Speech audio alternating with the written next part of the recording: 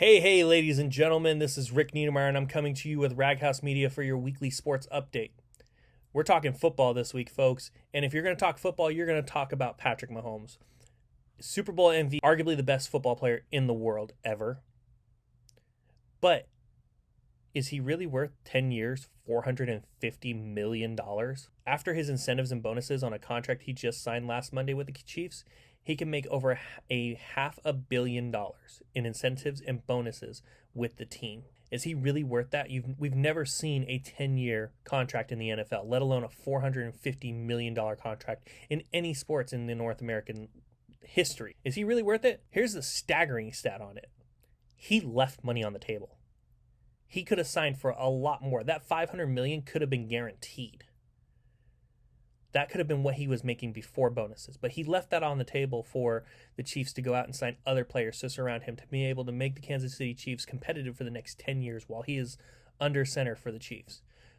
Good for him. I'm glad he's happy with the contract. I'm glad the Chiefs made a good deal with him because now the Chiefs are competitors for 10 years. You know who else signed a really good contract this week? Myles Garrett of the Cleveland Browns. He became the highest paid football player on the defensive side of the ball in the history of the NFL.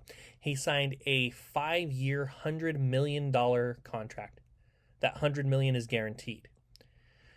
According to ESPN and sources, the contract is actually worth $125 million with bonuses and incentives and things like that, but the $100 million is guaranteed.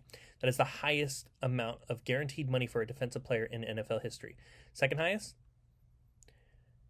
Khalil Mack of the Chicago Bears signed a $90 million contract guaranteed. So, Myles Garrett, good for you.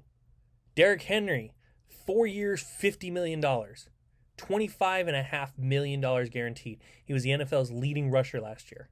Good for you. Those guys are going to get paid. You know who's not getting paid this season, though? Dak Prescott of the Dallas Cowboys.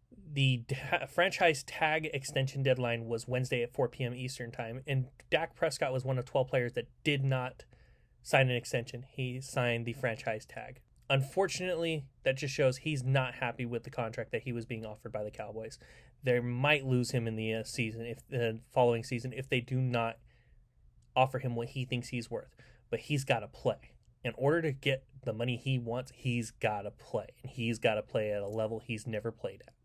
Can he do it? We're going to find out this coming season with the Dallas Cowboys in the NFL if that season isn't delayed. As of Thursday, there were 72 confirmed cases of COVID-19 positive tests in the NFL. So it's going to push everything back, especially with the NFL planning on opening training camps up July 28th. Click like, click share, click follow, all that good stuff.